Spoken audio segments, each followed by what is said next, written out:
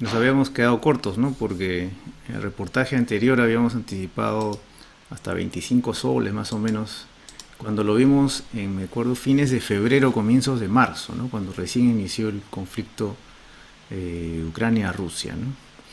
Y esto se debe principalmente hay dos efectos aquí. Primero, en Lima, por las distancias, hay grifos que gozan de cierta competitividad y otros que no. Entonces les da digamos el permiso para subir un poco más porque saben que sus clientes son más o menos cautivos, porque les queda muy lejos ir hasta el otro cono donde podrían conseguir gasolina más barata. Ese es uno. Dos, en Perú obviamente la gasolina y el petróleo son importados. Y solamente son importados por dos empresas, ¿no? Repsol y Petroperú.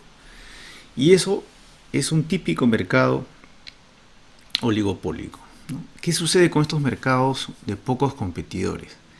Que cuando sube el precio, ¿no? Ellos pueden subirlo y lo suelen subir más incluso que lo que sube el precio internacional del petróleo. Eso es importante saber. Y ese es un fenómeno que no solo es en Perú, sino también sucede en Estados Unidos, sucede en Europa. Cuando tú revisas la subida del precio de la gasolina respecto a lo que sube el petróleo, la gasolina sube más que el petróleo, pero tú me dirás, pero si es lo mismo, ¿no? Vienen de la misma fuente. No, pero eso sucede. Y eso es porque usualmente el petróleo es un bien poco competitivo. Más aún hoy en día, cuando hay limitaciones en la logística del acceso, por lo mismo de la guerra de Ucrania a Rusia, ¿no? Eso es por un lado. Por un lado. Por el otro lado, en el caso peruano, tú vas a ver la siguiente fenómeno, ¿no? Cuando sube la gasolina, el petróleo en el mundo, el Perú sube y sube más.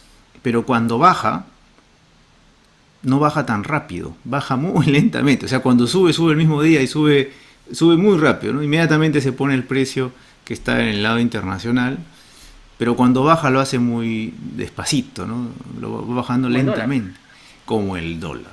Entonces dices, pero ¿por qué? ¿No? Debería bajar con la misma velocidad.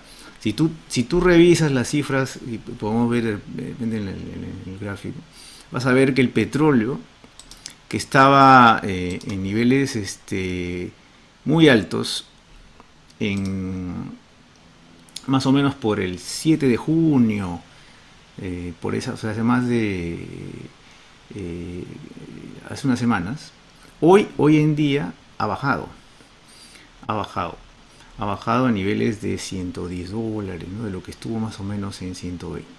Entonces, esa bajada no la ves en los grifos en Lima. El otro efecto es que también los futuros del petróleo, es decir, cuando tú compras petróleo desde Perú, demora más o menos un mes o 2 meses en llegar a puerto. O sea, el petróleo barato demora en llegar un poco, así como el petróleo caro demora en llegar. Sin embargo, te vas a dar cuenta de este efecto, ¿no? Cuando sube, ahí sí, a pesar que el petróleo caro todavía no ha llegado a Perú, acá ya lo suben. No, los grifos todos suben su gasolina, pero cuando bajan no lo hacen igual. Ese es típico de un mercado poco competitivo, ¿no?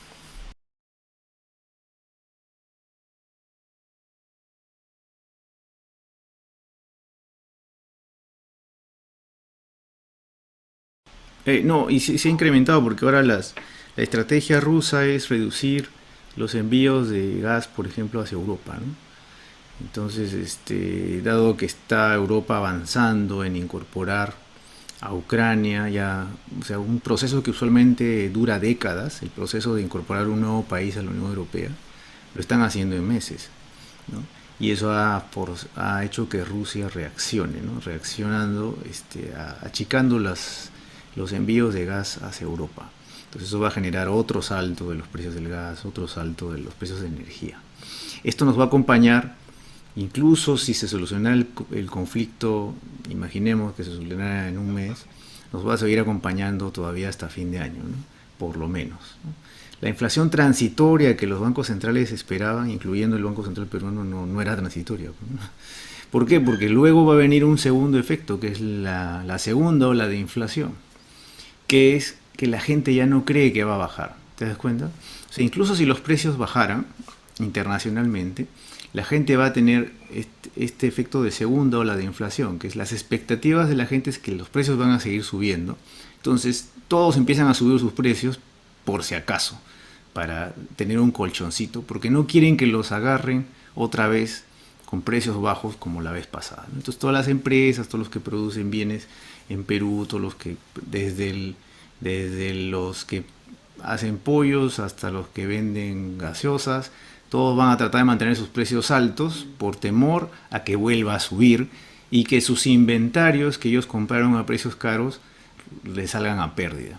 Eso es lo que se llama la segunda ola de inflación, que eso es lo que va a venir en el segundo semestre. Además que por los precios de los fertilizantes y la escasez de fertilizantes vas a tener ciertos productos básicos subiendo, ¿no?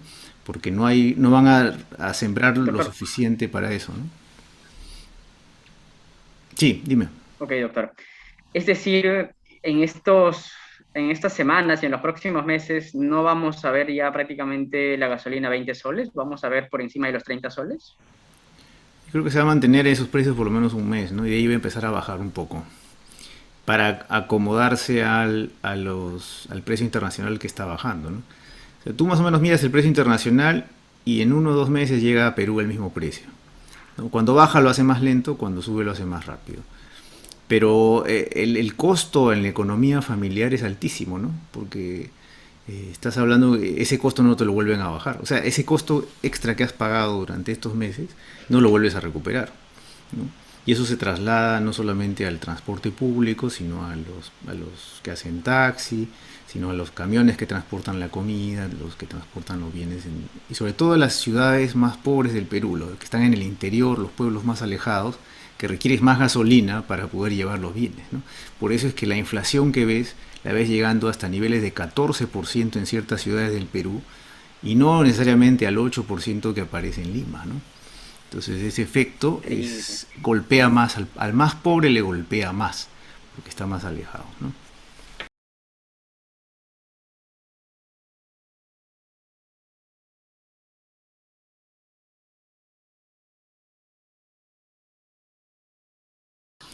Bueno, lo que suelen hacer los gobiernos, que es lo que está haciendo, por ejemplo, España y otros gobiernos populistas, es empezar a dar subsidios o a poner topes a los precios de los combustibles, lo cual es en países como el Perú pues va a ocasionar escasez más bien, ¿no? O sea, si empiezas a poner topes.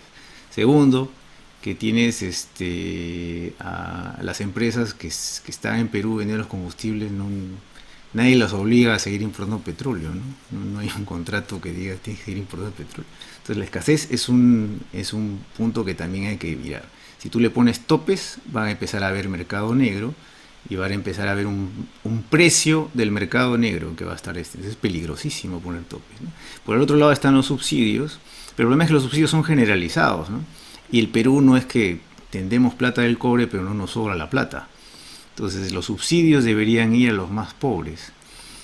Y este tipo de subsidios a los combustibles en general va a todo el mundo, ¿no? Entonces quienes suelen ganar de los subsidios son los intermediarios, no el consumidor final, o sea, no la persona que toma su bus, su taxi o hace taxi, sino las distribuidoras de combustible, los grifos, ellos son los que ganan de ese subsidio. Es un juego que usualmente los gobiernos hacen y no sale. ¿Cuál sería la medida real, la medida correcta? La medida correcta para enfrentar la inflación debería ser crear más empleo, más productividad y más inversión. ¿Por qué? Porque al menos creas puestos de trabajo y al menos los empresarios pueden ir subiendo los sueldos de acuerdo a las expectativas. Entonces, si bien no vas a hacer que baje el precio de la gasolina, pero si empiezas a ganar mejor, empiezas a ganar más, por lo menos puedes cubrir lo que está costando extra, ¿no? Eso es lo que está pasando en Estados Unidos. En Estados Unidos están subiendo las tasas de interés para controlar la inflación porque las personas están ganando más y hay bastante empleo, ¿no? Entonces tienen que subir los salarios de las empresas para poder pagar y competir y que no se les vayan a otro lado, ¿no? Entonces ese fenómeno no pasa en Perú. Entonces cuando tú subes las tasas como está haciendo el Banco Central en Perú, lo que estás ocasionando es una recesión, ¿no? Porque frenas la inversión privada y no tienes esa economía bollante como la tiene Estados Unidos, que permite que los sueldos suban al mismo ritmo que sube la inflación. No tienes eso. Entonces lo que haces es, si bien para la inflación, también para los sueldos. Entonces Ese es un efecto peligroso en el mediano plazo que el Banco Central está haciendo, me parece a mí, muy osado en usar. Es una herramienta que la está usando demasiado y políticamente, ¿no? Porque claro, a nadie le gusta que el dólar suba porque sales mal en todos los periódicos, ¿no? Pero esa política de frenar el dólar y tratar de frenar la inflación externa se traduce en un costo que es menos inversión, menos empleo y por supuesto menos salarios. Lo que yo sugeriría es más bien una rebaja de impuestos generalizada, sobre todo en las pymes, las MIPES y en las rentas de cuarta categoría, las rentas de las personas en sus planillas, ¿no? En sus sueldos. Una rebaja en el impuesto a la renta y una rebaja de las personas y una rebaja en el impuesto a la renta de las MIPES y las pymes, que son las que emplean más personas. ¿Por qué? Porque si tú reduces los impuestos, el que mejor sabe administrar la plata es el mismo empresario porque es su plata. Entonces lo que va a generar va a animarse a pesar del riesgo político, a empezar a invertir, a generar más campañas, a importar más productos, ¿no? A contratar más gente. Entonces, si tú le das un respiro tributario, puedes estimular la economía. Algo que no podrías hacer si empiezas a subir los subsidios a los combustibles, porque como te digo, quien se lo lleva son los intermediarios, son los grifos, son los que lo distribuyen la combustible.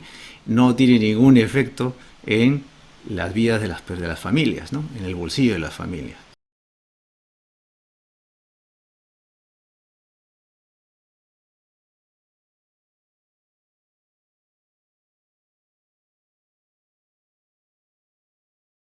Hay, podría ser, yo no creo. Yo creo que es la excusa para que subsidien a los intermediarios.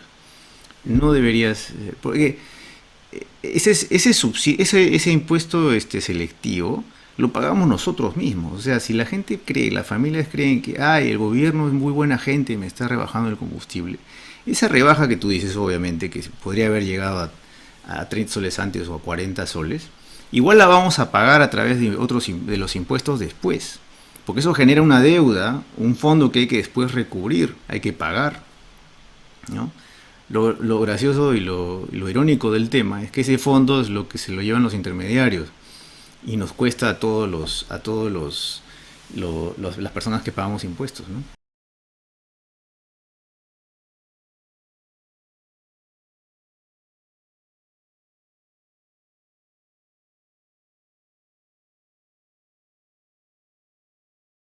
Uy, no, va a ser como ¿Cuánto, Agatha Liz.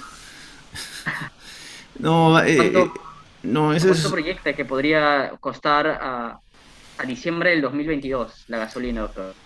De 95, lo que más consumimos, lo que más se consume en el país. No, yo creo que se va a mantener a esos niveles, ¿ah? A menos que salga un subsidio del gobierno directo y va a ser la excusa para que los grifos bajen algo su precio, pero como sabemos no bajan lo que da el subsidio completamente, ¿no? Lo que hacen es Se va a bajarlo. mantener en 30.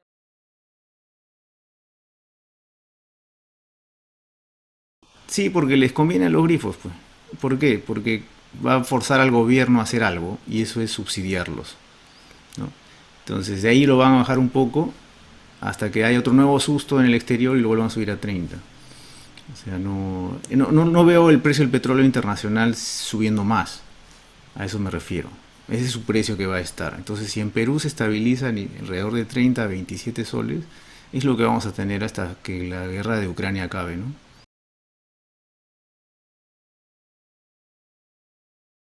Y tal vez al próximo año, ¿no?